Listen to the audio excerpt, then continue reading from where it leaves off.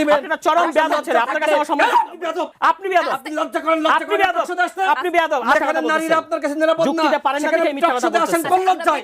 ন্যূনতম লজ্জা শরম থাকলে আপনি বাংলাদেশে আসেন কোন রাজনীতি লজ্জায়? করতেন না। নিজের দল ছেড়ে আপনি আরেক দলে গেছেন, আপনি আসেন কোন নারীদেরকে লজ্জায়? যেভাবে অসম্মানিত করছেন না, বউ আপনি থাকা অবস্থায়, কোথায় আরে বলতেন? 15 আমি তো নারীকে বিয়ে আপনি করিনি, অসম্মানিত আমি তো বিয়ে করছেন। করিনি, আপনি সম্পূর্ণ মিথ্যা তথ্য দিতেছেন। বিয়ে করেন নাই? না, তবে আমি নারী কোথায় কে বিয়ে ছিল? করছি? কোথায় কোথায় কে ছিল? না, এটা নিয়ে আমি আপনার সাথে এখানে আলোচনা করব না। এটা নিয়ে আমি আপনার সাথে আলোচনা করব না। গাড়ি করে সরকারে গেছেন, আপনার কথা আমি টকশোতে আসবো। আপনার কথা আমি টকশোতে আসবো। আপনার মতো যদি আপনার কথা আসবো। আমি আপনি টকশোতে টেলিভিশনের আসতাম। মালিক নাকি? আপনার লজ্জা শরম থাকলে টকশোতে আসতেন না। আমি আপনার জায়গায় আমি নিজের দল ছেড়ে আরেক দলে গেছেন। এইভাবে ব্যক্তিগত আক্রমণ আরে করবেন আপনার না। জামাতের আমি ব্যক্তিগত কথা- উনি করছেন। আপনার দলের সভাপতি, উনার সময় আমি কথা আপনার বলি, দলের উনি আমার সভাপতি, কথা সাধারণ বলতেছেন। সম্পাদক আমার- জনাব সারওয়ার তুষার, আপনার কাছে শুরুতে আসতে চাই যে সরকারের 180 দিনের কর্ম পর্যালোচনায় কৃষি, সামাজিক নিরাপত্তা, শিক্ষা, স্বাস্থ্য সহ বিভিন্ন ক্ষেত্রে সাফল্যের দাবি করা হয়েছে।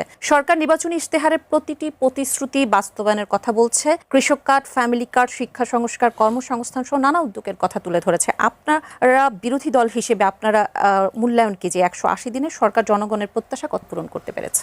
জি, আপনাকে ধন্যবাদ। এবং একটু প্রেক্ষাপটটা বলা উচিত যে প্রেক্ষাপটে এই সরকার ক্ষমতা এসছে সেটা হচ্ছে একটা ব্লাডি মাস আপরাইজিং, মানে রক্তাক্ত মাস আপরাইজিং এর পরে একটা অন্তর্বর্তী সরকার, এবং তার মধ্য দিয়ে 3টা ভুয়া নির্বাচনের পরে যখন বাংলাদেশের নির্বাচনী ব্যবস্থা একেবারেই ধ্বংস হয়ে গিয়েছে, তারপরে এই গণঅভ্যুত্থানের পরে একটা নির্বাচনের মাধ্যমে এই সরকার ক্ষমতা। ফলে এই কারণে এই সরকারের প্রতি মনোযোগ, প্রত্যাশা সবই কিন্তু অত্যন্ত বেশি। কিন্তু আপনি দেখবেন যে আমরা যদি একটু প্রত্যেকটা সেক্টর ধরে বলি, আপনি যদিও কয়েকটা কথা বললেন, সেগুলো নিয়েও অনেক কিছু বলা যাবে। সরকার কিন্তু তার যেটা 6 মাসের প্রায়োরিটি ছিল, 3টা প্রায়োরিটি ছিল তাদের সরকার মানে শপথ নেওয়ার পর, সে দ্রব্যমূল্য তার এটা নিয়ন্ত্রণে রাখবে, আইন শৃঙ্খলা এবং জ্বালানি ও বিদ্যুৎ। এখন আপনি 6 মাস পরে এসে যদি 3টা জায়গায় দেখেন, সেদিন বিএনপির মিডিয়া সেল সম্ভবত একটা দেখলাম যে সম্পূর্ণ ভুয়া একটা চার্ট দিল যে আগের তুলনায় সমস্ত কিছুর দাম কমেছে, মানে দ্রব্যমূল্যের ক্ষেত্রে। কিন্তু আসলে পরবর্তীতে ফ্যাক্ট চেকিং দেখা গেল যে সবগুলোই আসলে দাম এখন আকাশচুম্বী, বাট কোনোটারই তেমন একটা কম নেই। কোনো আইটেম একটু কম ছিল, আবার বেড়ে গেছে, এরকম মানে মানুষের পকেট কাটা যাচ্ছে। তারপরে আপনি যদি আইন শৃঙ্খলা পরিস্থিতি দেখেন, এটা হচ্ছে সরকারের যতগুলো মন্ত্রণালয় আছে তার মধ্যে যদি সবচেয়ে ব্যর্থ মন্ত্রণালয় 6 মাসে কোনটা যদি বলি, তাহলে সেটা হলো স্বরাষ্ট্র মন্ত্রণালয়, যেখানে একজন অত্যন্ত শক্তিশালী মন্ত্রী, অন্তত তিনি বা তার দল সেভাবেই দাবি করে থাকেন, তিনি থাকার পরেও তিনি সংবিধান এবং সংস্কার এই ব্যাপারগুলোকে ব্যর্থ করে দেওয়ার জন্য বা অকেজো করে দেওয়ার জন্য এত ব্যস্ত ছিলেন যে নিজের মন্ত্রণালয়টা খেয়াল করতে পারেন নাই। এবং প্রতিদিন পত্রিকায় ফলাও করে রিপোর্ট হচ্ছে প্রধান পত্রিকাগুলোতে যে কোথায় কিভাবে চাঁদাবাজি হচ্ছে, এবং সেই চাঁদাবাজিগুলো কিন্তু একটা দুইটা খারাপ ব্যক্তি গিয়ে করতে চেষ্টা করছে সেরকম না, খুবই সিস্টেমেটিক একটা চাঁদাবাজি, জোন ভিত্তিক, প্রশাসন জড়িত, সরকারি রাজনৈতিক দল জড়িত এবং পুলিশও কোনো ক্ষেত্রে জড়িত, এভাবে করে মানে চাঁদাবাজি হচ্ছে। চিটং, যেখানে আমাদের 2জন মন্ত্রী এবং একজন প্রতিমন্ত্রী রয়েছেন, তার মধ্যে একজন স্বরাষ্ট্রমন্ত্রী আছেন, সেখানে একেবারে কয়েকটা সন্ত্রাসী গ্রুপ, কাদের হাতে কি ধরনের অস্ত্র, কারা শেল্টার দেয়, এগুলোর বিস্তারিত রিপোর্ট ছাপা হয়েছে। এবং আমরা সেখানে দেখছি ওপেন ফায়ারিং হচ্ছে, অস্ত্র নিয়ে মহড়া দেওয়া হচ্ছে। কিন্তু সেখানে কিন্তু ওই জঙ্গল সলিমপুরে খুব একটা নাটক করে বা একটা ঘটা করে সেখানে পুরো স্বরাষ্ট্র মন্ত্রণালয় নিয়ে আপনি গেলেন, কিন্তু সেখান থেকে অল্প দূরত্বে যে রাউজান কিংবা চিটং এর অন্যান্য জায়গা, সেখানে কিন্তু আমরা এই ধরনের কোনো মহড়া দেখিনি। এবং সেখানে আইন শৃঙ্খলা পরিস্থিতি এখনো চরম নাজুক, মানে এক ধরনের মানে ওখানে গ্যাংস অফ ওয়াসিপুরের মতো বিভিন্ন গোষ্ঠী একে অন্যকে হত্যার মতো করে একটা পরিস্থিতি তৈরি করেছে। এরপরে আছে আপনার এই লোডশেডিং, যেটা এই মুহূর্তে মানে মানুষের একেবারে ব্যাপকভাবে একটা নাবিশ্বাস তৈরি করেছে। কলকারখানা সব বন্ধ হয়ে যাচ্ছে লোডশেডিং এর কারণে, গ্যাস সংকটের কারণে, জ্বালানির একটা প্রাইভেটাইজেশন, তাও কি মানে যে কোনো একটা প্রতিষ্ঠান না, আপনার যে প্রতিষ্ঠান বা যে মাফিয়া ব্যবসায়িক গোষ্ঠীর বিরুদ্ধে অর্থ পাচার সহ নানা ধরনের অভিযোগ আছে, লুটপাটের অভিযোগ আছে, তাদের হাতে জ্বালানি সেক্টর তুলে দেওয়ার একটা পায়তারা চলছে। এবং অনেকেই এটা গুঞ্জন করছেন যে তাদেরকে এটা যেন তুলে দেওয়া যায়, সেজন্যই এই সংকটটা তৈরি করা হচ্ছে। এই ধরনের বক্তব্য বা এই ধরনের পার্সপেক্টিভও কিন্তু দেখতে পাওয়া যায়।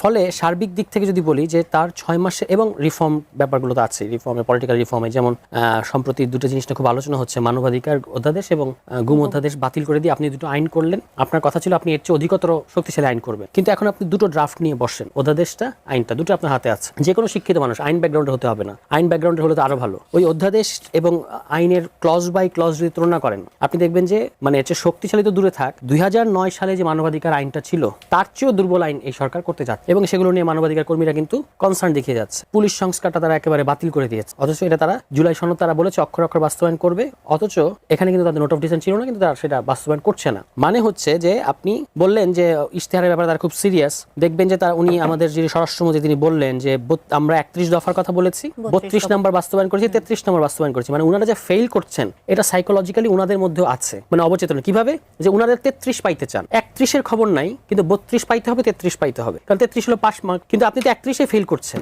31টার মধ্যে কোনটা বাস্তবায়ন করেছেন দেখান, একটা এই মুহূর্তে বাস্তবায়ন করেছে। আপনি সবচেয়ে বেশি যেটা ট্রাম্প কার্ড দেখান, ম্যাজিক দেখান, সেটা হচ্ছে ফ্যামিলি কার্ড। এই ফ্যামিলি কার্ড ইউএনও সহ মাঠ প্রশাসনের যারা সরকারি কর্মকর্তা কর্মচারী আছে তাদের জীবনে একটা নাভিশ্বাস ডেকে এনেছে, তাদের জীবনে একটা গজব ডেকে এনেছে। মানে আপনি বিএনপির অশিক্ষিত যারা ক্যাডার আছে এই লোকাল ফিল্ডে, তারা এইরকম একটা বিসিএস পাস করা একজন সরকারি কর্মকর্তাকে নাজেহাল করছে, জবাই করার হুমকি দিচ্ছে, আছাড় মারার হুমকি দিচ্ছে, লাথি মেরে তারা বের করে দেবে এগুলো বলছে, তালা মেরে দিচ্ছে। বিভিন্ন উপজেলা থেকে এগুলো ঘটছে যে তাদের তালিকা নিতে হবে, তাদেরকে সুপারভাইজার বানাতে হবে, তাদেরকে তথ্য সরবরাহকারী বানাতে হবে। তাহলে একে তো আপনি প্রশাসনের দলীয়করণ করেছেনই, এখন যেখানে যেখানে ওই প্রশাসনিক কর্মকর্তারা নিজের মতো করে কাজ করার চেষ্টা করছে সেখানে আপনি তাদেরকে এক ধরনের টেরোরাইজ করছেন। তো এইভাবেই আপনার সব দিক থেকে একদিকে ত্রাসের রাজনীতি, আরেকদিকে হচ্ছে আপনার তাদের এমপিরাই বলছেন খাই খাই করছি আমরা, আবার তারাই হচ্ছে আপনার দলীয় প্রশাসনের দলীয়করণ করছেন, দ্রব্যমূল্য বেড়ে গেছে। মানে একটা কোনো জায়গা নেই যেখানে আপনি দেখাতে পারবেন যে দিস গভর্নমেন্ট ইজ পারফর্মিং। জি, ধন্যবাদ স্যার। তুষার, আবার আসবো আপনার কাছে। আমি জনাব রাশিদ খান আপনার কাছে আসতে চাই। অনেকগুলো ইস্যু কিন্তু তুলেছেন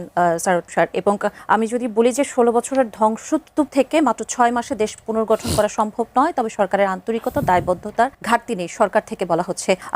আপনি কি বলবেন যে দ্রব্যমূল্য নিয়ন্ত্রণের কথা বলছেন, আইন শৃঙ্খলা পরিস্থিতি, লোডশেডিং এবং যেসব অভিযোগগুলো স্যার তুষার করলেন, সেখানে আপনাদের সফলতা কি আর আপনাদের আসলে বিফলতা কি?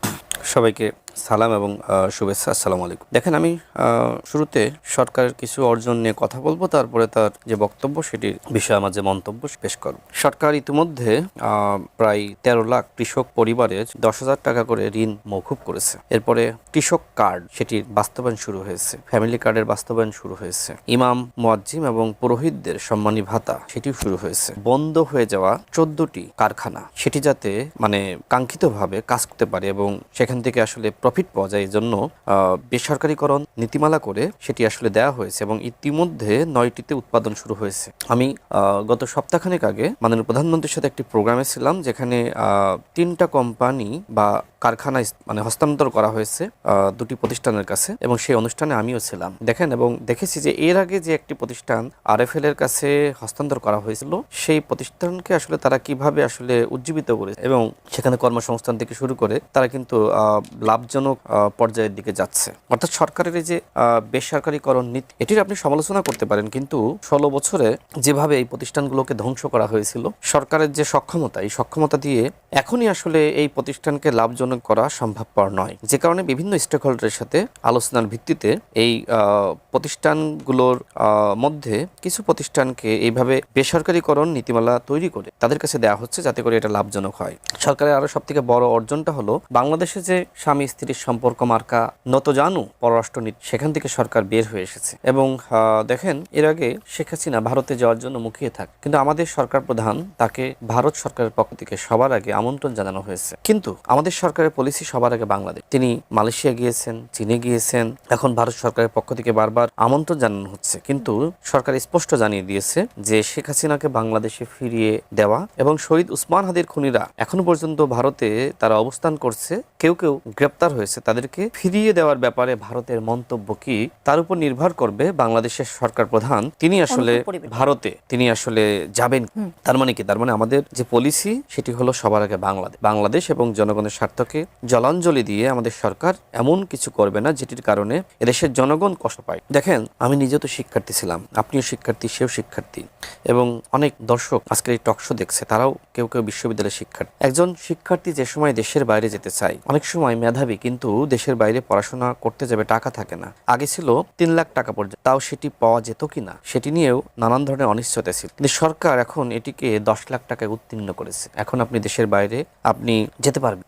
তারপরে দেখেন, আমাদের যে বাজেটে প্রায় 60টি নিত্যপণ্যের উপরে ভ্যাট এবং ট্যাক্স কমানো হয়েছে। আমি জানি না তিনি নিয়মিত বাজার করতে যান কিনা, তবে আমি মাঝে মধ্যে বাজারে যাই। একজন রাজনৈতিক কর্মী হিসেবে আমার দায়িত্ব পড়ে যে আসলে মানুষের নাবিশ্বাস নাকি মানুষ সহনীয় মাত্রার মধ্যে অন্তত নিত্যপণ্যের দামটা রয়েছে। তো আমার কাছে যেটি মনে হয়েছে, দেখেন সবসময় আমরা বাংলাদেশে দেখেছি যে বাজেটের পরপর সবকিছু দাম ব্যাপকভাবে বেড়ে যায়, কিন্তু বাংলাদেশে এই প্রথম বাজেট ঘোষণার পরে অন্তত নিত্যপণ্যের দামগুলো যে পরিমাণ ছিল, কিছু কিছু পণ্যের দাম আরো কমেছে। আচ্ছা দেখেন, বাংলাদেশের ইতিহাস স্বাধীনতার পর থেকে এখনো পর্যন্ত শিক্ষা এবং চিকিৎসা খাতে এই সরকার সব থেকে বেশি বরাদ্দ দিয়ে, ইন্টারিম সরকার কিন্তু সেই কাজটি করেনি। কিন্তু আমাদের বর্তমান সরকার, যে সরকারকে নিয়ে আপনার অনেক সমালোচনা, সেই সরকার এদিকে মনোযোগ দিয়েছে। দেখেন সর্বশেষ যেটি নিয়ে কেউ কেউ কথা বলছে যে সরকার আসলে 31 দফা বাস্তবায়ন না করে 32 চলে গেল। আচ্ছা, সমালোচনা আপনি করতে পারেন। আমার কাছে মাঝে মধ্যে মনে হয় যে আমাদের অপোজিশনে যারা আছে, জামাত এবং এনসিপি, তারা ক্ষুধার্ত হয়ে গেছে ক্ষমতার জন্য। এখনই তারা মনে করছে যে আমরা তো আসলে ফেসবুকের যত জরিপ ছিল, অনলাইনের প্রত্যেকটা জরিপে জামাত ইসলাম ক্ষমতায় চলে গিয়েছিল। এই যে তাদের মধ্যে ক্ষমতায় যাওয়ার তাড়না, গিয়েও কেন যেতে পারলো না, ফেসবুক তাদেরকে ক্ষমতায় বসিয়ে দিল, বাস্তবে কেন জনগণ তাদেরকে ভোট দিল না, এই ক্ষমতার তাড়না থেকে তারা প্রতিনিয়ত সরকারের বিরুদ্ধে আন্দোলন করছে, সরকারের বিরুদ্ধে নানান ধরনের মিথ্যাচার করছে, ফটোকার্ড বানাচ্ছে, এআই ভিডিও বানাচ্ছে, নানান ধরনের। এই প্রশ্নের উত্তরটা নিশ্চয়ই উত্তর উনি দিবেন অবশ্যই, নোট করতেছেন তো উনি। তো এই মিথ্যাচার গুলো করতেছে। আচ্ছা, এবার আসি উনি যে কথাগুলো বলেছেন এর উত্তর দিই। হ্যাঁ, তাড়াতাড়ি শেষ করবো, আমি তো 1 মিনিটও হয় নাই মনে হয়। আচ্ছা, এই যে মোহাম্মদ এজাজ সাহেব, তিনি বললেন যে এনসিপির কেউ না। হ্যাঁ, তিনি অবশ্যই এনসিপির কেউ। কিভাবে? কারণ এই যে জাতীয় নাগরিক কমিটি, সেইটা থেকে এবং বৈষম্য বিরোধী ছাত্র আন্দোলন, এইটার সমন্বয়ে এনসিপি গঠিত হয়েছে এবং এনসিপি আত্মপ্রকাশের সময় এই কথা বলেছে। তার মানে কি? তার মানে বৈষম্য বিরোধী ছাত্র আন্দোলনের নেতারা, যারা আওয়ামী লীগের এমপিদের বাসায় গিয়ে চাঁদাবাজি করেছে, সমন্বয়করা, এরাও যেমন এনসিপির, ঠিক একইভাবে এই এজাজ সাহেব যাকে নিয়োগ দিয়েছিল নাসিরউদ্দিন পাটোয়ারি স্বয়ং, আমি চ্যালেঞ্জ করে বলতেছি, অনলাইন এই টকশোতে তো সবাই দেখতেছে, তাই না, লাইভ টেলিকাস্ট, তাকে নাসিরউদ্দিন পাটোয়ারি নিয়োগ দিয়েছিল। নাসিরউদ্দিন পাটোয়ারি কি এনসিপির কেউ না? ওই সময় আপনারা এরকম বহু নিয়োগ দিয়েছেন, ঢাকা বিশ্ববিদ্যালয়ের ভিসি থেকে শুরু করে আপনার অধিকাংশ ডিসি, এসপি, ইউনো, তাদেরকে আপনারা আপনাদের মতন করে বসিয়েছিলেন এবং সেটা যুগান্তর থেকে শুরু করে বিভিন্ন পত্রিকায় নিউজ হয়েছিল কিভাবে হাসনাত এবং সার্জিস, ডিসি যদি আপনি সুপারিশ পরামর্শ করতেন একটা কথা, কিন্তু আপনি সরাসরি লেনদেনের সাথে জড়িয়ে পড়েছিলেন, কেলেঙ্কারির সাথে। আচ্ছা, আমাকে শেষ করতে দিচ্ছেন না তো, 2 মিনিট হয়েছে কিনা আপনি ঘড়ি ধরেন না, 5 মিনিট হওয়ার কথা না। আচ্ছা দেখেন, যে ইন্টারিম গভর্নমেন্ট ছিল বিএনপির গভর্নমেন্ট, আজকে প্রথম তিনি বললেন, তো তিনি যদি ব্যাখ্যা করেন যে কিভাবে বিএনপির গভর্নমেন্ট ছিলেন, তিনি ব্যাখ্যা করেন যেটা, সেটি হলো যে এই যে পররাষ্ট্র উপদেষ্টা এবং এই যে বিডার চেয়ারম্যান, দেখেন এই বিডার চেয়ারম্যানকে কে এনেছিল? ডক্টর মোহাম্মদ ইউনূস এনেছিল এবং তিনি ভালোভাবে কাজ করার সুযোগ সরকারের কাছে চেয়েছেন এবং সরকার তাকে কাজ করার সুযোগ দিয়েছে। মানে বক্তব্য এরকম, দেখেন অল্প সময়ের মধ্যে আসলে ওইভাবে ইনভেস্টমেন্ট আনা যায় না, তো তাকে সরকার তার দায়িত্ব সঠিকভাবে পালন করার জন্য তিনি যাতে সফল হন, এই জন্য সরকার তাকে সময় দিয়েছে। ঠিক একইভাবে আমাদের পররাষ্ট্র মন্ত্রী, তিনি দেখেন, তিনি তো আমাদের যারা ছাত্র উপদেষ্টা ছিল, যারা আপনার এনসিপি নেতৃবৃন্দ, তাদের পরামর্শই তো নিয়োগ পেয়েছিল।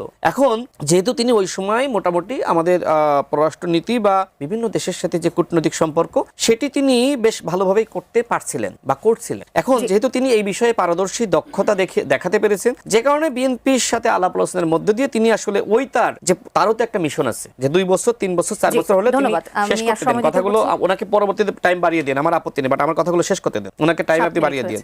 তো এই কারণে তাকে আসলে, যেহেতু এই জায়গায় তিনি অন্তর্বর্তীকালীন সরকারের সময়ে মোটামুটি সফল হয়েছিলেন, তাকে যদি আরো 2 বছর 3 বছর 4 বছর সময় দেওয়া যায়, এই যে দেখেন পররাষ্ট্র মন্ত্রণালয়ের পক্ষ থেকে ভারতের ব্যাপারে, অন্যান্য দেশের ব্যাপারে যেভাবে যে কঠোরভাবে বিবৃতি দেওয়া হয়, এজন্য তো তাকে আপনি ধন্যবাদ দেওয়া উচিত। আচ্ছা, অ্যাটর্নি জেনারেল যিনি এখন বর্তমানে আইনমন্ত্রী, তার কথা বললেন, তো 3 জন ছাত্র উপদেষ্টা কোথায় আছে? একজন তো সরাসরি ছাত্র উপদেষ্টা থাকা অবস্থায় একটি দল গঠন করেছে, সেই দলের নাম এনসিপি। অনেকে এনসিপি কে কিংস পার্টি বলে, আমি কিংস পার্টি বলছি না, ছাত্রদের একটি দল, ছাত্রদের একটি অংশের দল। কিন্তু আমার প্রশ্ন হলো, ছাত্ররা কি আসলে এইভাবে ক্ষমতায় থেকে দল গঠন করতে পারে? এবং সরাসরি সহযোগিতা করেছে ডক্টর মোহাম্মদ ইউনূস, এবং তিনি তার বিভিন্ন বক্তব্যে এটি বলেছে। এমনকি প্রেস সচিব বলেছিল নাহিদ ইসলামকে মাঝখানে বসিয়ে আগামীতে নাহিদ ইসলাম প্রধানমন্ত্রী হতে পারেন। সর্বশেষ কথা হলো, শোনেন, সর্বশেষ কথা হলো যে ইউনোদের সাথে নাকি আসলে আপনার অপদস্থ করা হচ্ছে, করা হচ্ছে। দেখেন, আমিও যখন বিভিন্ন জায়গা থেকে এরকম সরকারি কর্মকর্তা বা বিভিন্ন জায়গা থেকে আমার কাছে বিভিন্ন তথ্যপত্র আসে, দায়িত্বশীল জায়গা থেকে আমি আসলে যাচাই বাছাই করার চেষ্টা করি যে অভিযোগ অনুযোগ আসলে কতটুকু রয়েছে। শেষ কথা হবে, পরবর্তীতে আপনি আর সময় পাবেন না। 16 বছর ধরে যাদেরকে বিভিন্ন জায়গায় বসিয়েছিল,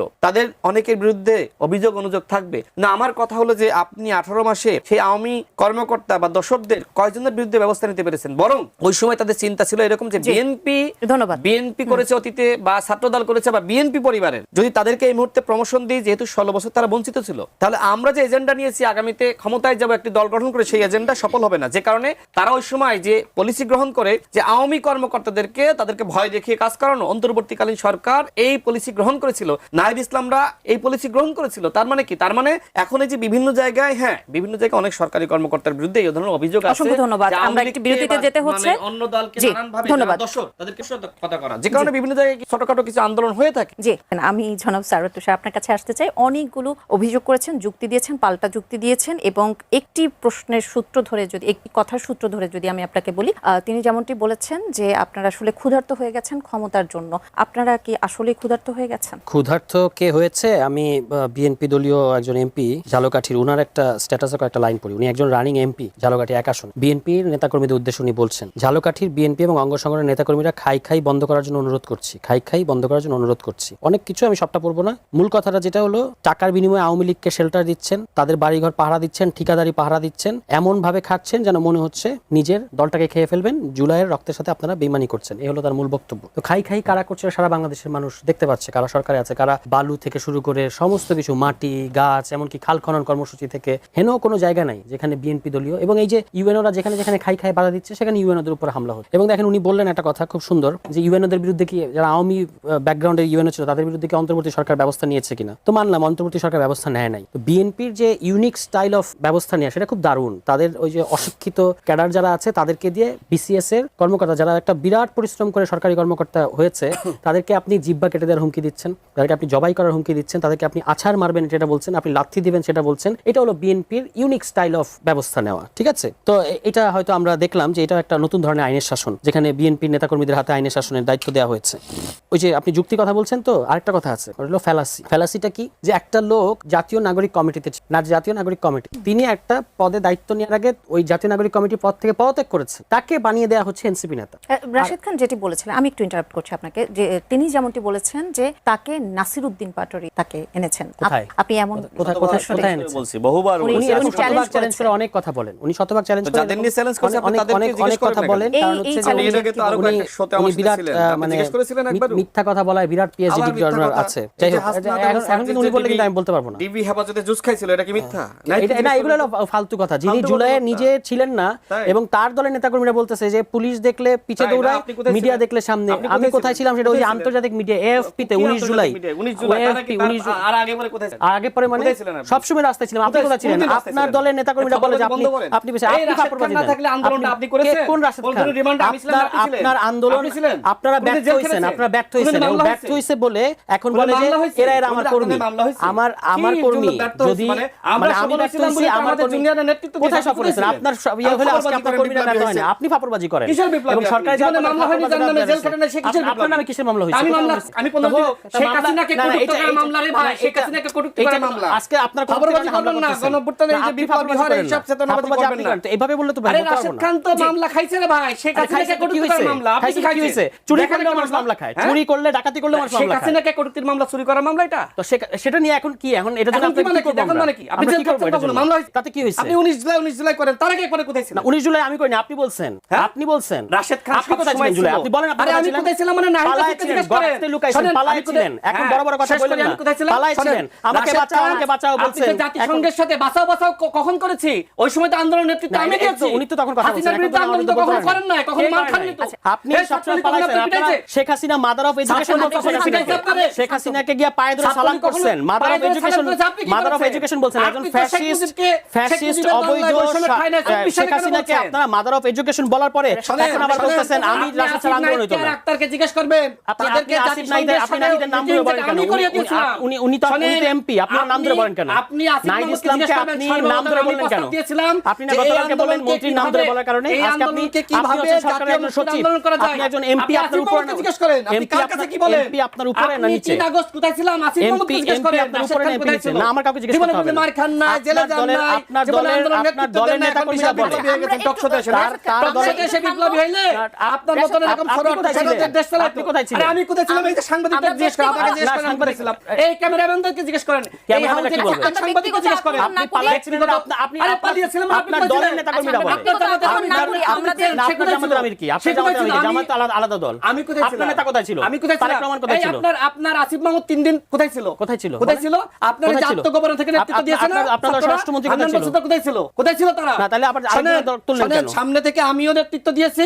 যখন আপনারা যদি সফল হইতেন, যখন আমাকে টিভি গ্রেফতার করে খুঁজতেছে, তখন আপনি বলতেছেন আমি টিভির সামনে যে অ্যারেস্ট হবো, তাহলে আপনার জামাতের আমির কোথায় ছিল? আপনি বলেন, জামাতের আমির 37 প্রশ্ন জুলাই করতেছেন কেন? একদিন কোথায় ছিল? আপনার স্বরাষ্ট্রমন্ত্রী কোথায় ছিল? স্বরাষ্ট্রমন্ত্রী কোথায় ছিলেন? নির্বাচিত ছিল। আপনি কোথায় ছিলেন? প্রধানমন্ত্রী কোথায় আপনারটা ছিলেন? বলেন। আমি দেশে ছিলাম। কোথায় ছিলেন আপনি? দেশে ছিলাম আমি। আপনার সম্পর্কে বলতে গেলে আমি আগেও বলেছি টকশর করবেন না আমার সাথে। না, আমি কিসের- যদি বলি আপনারা যে রাজনীতি করতেছেন আপনাদের দলে তো কোনো নারী আপনাদের কাছে নিরাপদ না। নিরাপদ আপনারা? না, বলেন, এটা তো আপনি আপনার ব্যক্তিগত যদি আক্রমণ ব্যক্তিগত করতেছেন। না, চরিত্র নিয়ে না, কথা না। বলি আপনি তো না, টকশর না, করতে পারবেন না। এগুলো তো- না, আপনি আমার না, ব্যক্তিগত please। বলেন নাই। আপনার কোন ব্যক্তিগত নিয়ে বলছেন? আমরা ব্যক্তিগত আপনারা আক্রমণ যাতে না করি। কত নারী রাশেদ খান, আমি আমার শো শেষ করতে হবে। চালায় গেছেন, কত এখন নারী আমি আমার শো থেকে শেষ করতে হবে। কত নারী কয় না? আপনারা যদি না থামেন আমি শো শেষ করব। আপনি আপনার সাবেক ওয়াইফ আপনার বিরুদ্ধে অভিযোগ দিয়েছে। আপনি বিয়ে করে বউ থাকা অবস্থায় 20-25টা নারীকে আপনি নিপীড়ন করেছেন। আপনার ওয়াইফ বলেছে। মিথ্যা কথা আর মিডিয়াতে বলছেন। নিউজ হয়েছে না? কোথায় মিডিয়া নিউজ হয়েছে? কি হয়েছে? হয়নি আপনি নিউজ রাজনীতি হয়নি? মিথ্যা কথা বলেন কেন? আপনি ব্যক্তিগত আপনার কথা বলতে মধ্যে বলতে কিছু আমি আসি না, কিন্তু আপনি শুরু ব্যক্তিগত করেছেন। আক্রমণ করতেছেন কেন? আপনি কোথায় আমি শুরু ব্যক্তিগত করেছেন আক্রমণ না? করছি আপনাকে? আপনাকে বহিষ্কার করে নাই? কোথায় এনসিপি ব্যক্তিগত আপনাকে আক্রমণ বহিষ্কার করে নাই? কোথায় আপত্তি জানায়নি? বহিষ্কার করছে আমাকে? এই ব্যক্তিগত কথাগুলো আমি মিথ্যা কথা বলতে বলেন চাইনি, কেন? কিন্তু আপনি একবার শুরু বলেন সাবেক করেছেন, ওয়াইফ, একবার বলেন যেখানে বলতে বহিষ্কার। বাধ্য হয়েছি।